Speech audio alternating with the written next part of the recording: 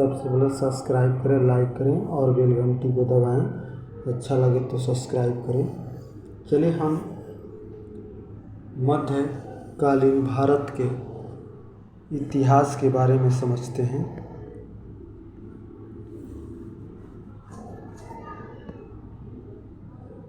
मध्यकालीन इतिहास। सतलज अनेक प्रांतों में बटा हुआ था, जिसे हम इका का या सूबा कहा जाता था। यहाँ का शासक नायब का या वली मुफ्ती द्वारा होता था। इस अक्तों को सियक्त को जिलों को विभाजित किया जाता था। प्रमुख अधिकारियों को सिक्कादार होता था, जिसे जो सैनिक अधिकारी था। स्वराज्य कर सभ्यता उम्र मुसलमानों से मिलाया जाने वाला भूमि कर कहते हैं। खराज का मुसलमानों से लिया जाने वाला भूमि को कहते हैं। जकता मुसलमानों से धार्मिक कर, संपत्ति एवं 40वां हिस्सा। जजिया गैर मुसलमानों पर धार्मिक कर।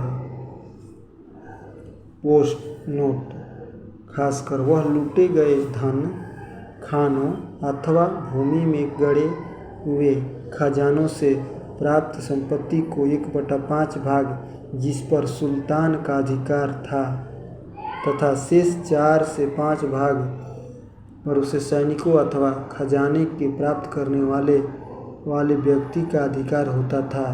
परंतु फिरोज तुगलक को छोड़कर अन्य सभी शासकों ने 4/5 हिस्सा स्वयं अपने लिए रखा। सुल्तान सिकंदर लोदी ने गड़े हुए खजानों में से कोई हिस्सा नहीं लिया।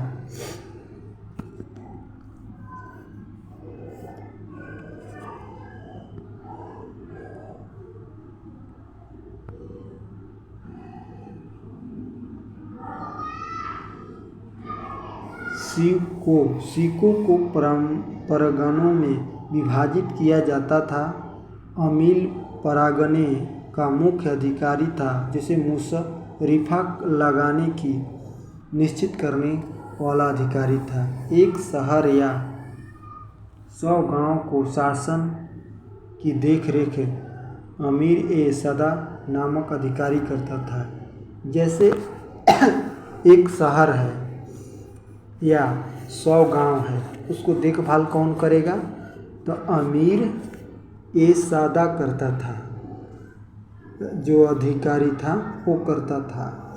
प्रशासन की सबसे छोटी इकाई को क्या कहते थे? ग्राम कहा जाता है, होता था। ग्राम में सबसे अधिक प्रभावशाली लोग छोटे जमींदार अथवा मुखिया होते थे। ग्राम का एक पटवारी होता था, जैसे खुद का जमींदार कहते हैं ना, जमींदार जो होता है, पहले जमींदार होता था तो वो क्या करते थे? खेत से जो लगान आता था उसको वसूली करते थे, तो उसी को जमींदार कहा जाता था। जो राजा होता था उसी को दिया जाता था। और जो प्रमुख होता था उसको मुखिया कहते थे लोग। इस समय तो मुखिया की चुनाव होती है, पटवारी भी वही काम करता था।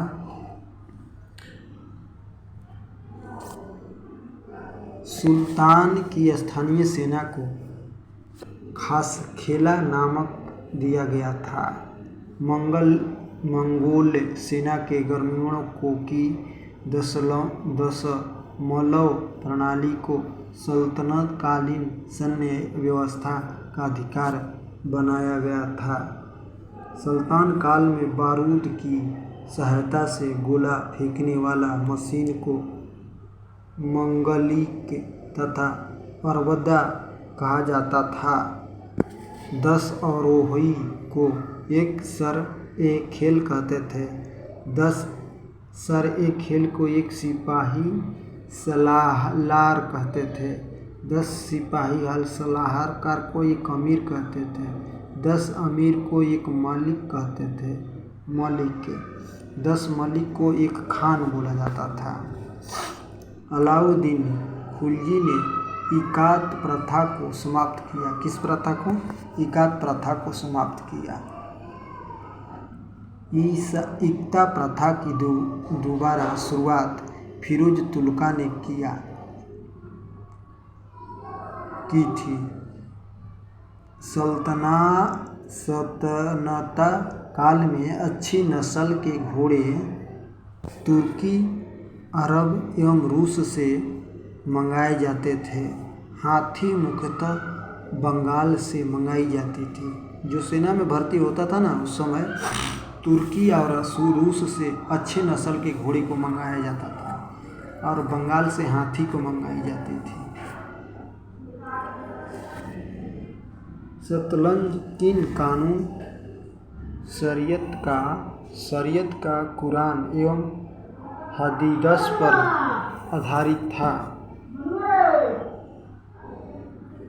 मुस्लिम कानून के 4 महत्वपूर्ण स्रोत थे: कुरान, हदीस, इजाम, क़याद।